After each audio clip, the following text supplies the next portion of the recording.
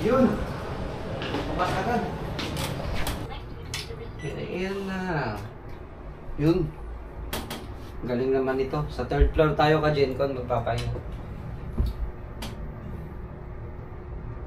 Silipin natin yung room ni Yelo kung maganda. 303. 303.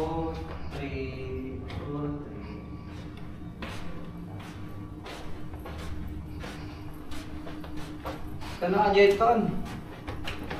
Sa wakas nakarating din kami. Ganda oh. Oh. Diba? Yan ka Gencon. So, ang binayaran ko dito ay 2,600. Sulit naman na to para sa aming dalawa. Yun, makakapagpahinga na kami. Thank you.